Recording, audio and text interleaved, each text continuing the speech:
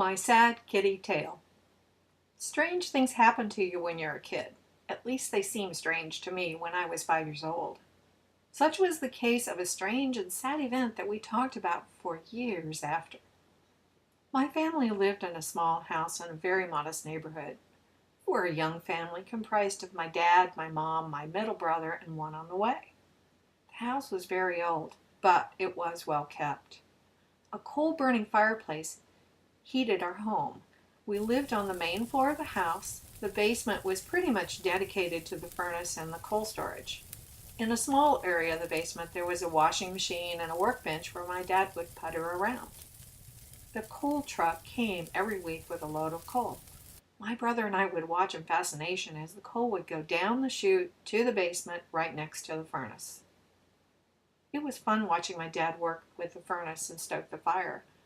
The furnace had an automatic feed, but every now and then Dad felt the need to check it and poke around a bit. Part of keeping the furnace in good order was opening a small window vent next to the furnace when it was in full swing. The furnace would creak, crank, rattle, make all kinds of weird noises. It was almost as if it were alive. Add all that together, for us, the basement was a place of mystery. The window vent would pose a problem at times. If it were left open too wide, every now and then a squirrel or a field mouse would find itself in the basement. We loved it when that happened, because we got to watch my dad capture the critter and release it outside. Dad was a kind man. It was a particularly harsh winter, and the furnace was blazing away. Because of that, the furnace needed more attention than usual. The window vent had to be just so.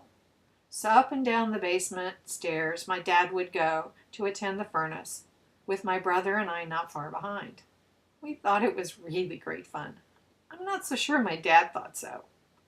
One night, just before bedtime, off we traipsed to watch my dad do his thing with the furnace.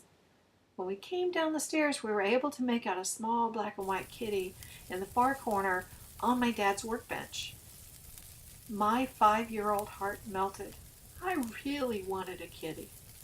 My dad wouldn't have any of it and hurried us upstairs, grumbled under his breath about critters getting in the basement. We could hear him from downstairs making all kinds of racket, clanging, banging, shouting of all kinds. All I could think of was, oh, my poor little kitty. Then it was quiet. Then we heard him rush up the stairs, bound down the hall to my parents' bedroom, and out he came in a huff with a shotgun in his hand.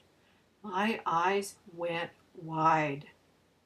He rushed down the basement, and there ensued a noise, and then it was quiet again. For a moment at least. Then all of a sudden we heard, "Kaboom!" I was horrified. I started to cry. I just knew my dad had just shot my little kitty. I heard the basement door open to the outside. My brother and I rushed to the window overlooking the backyard. There we saw my dad holding a shovel way out in front of him with a lifeless black and white kitty at the very end. I started to cry even harder. Mother tried to comfort me and explain, but I wouldn't hear it. Dad quickly buried the dead kitty, rushed back into the house. In all the panic and upset, I hadn't noticed the smell. It was wafting up from the basement into the house. It stunk so bad I had to hold my breath. When Dad came into the room, it was worse. That was when I heard the word skunk.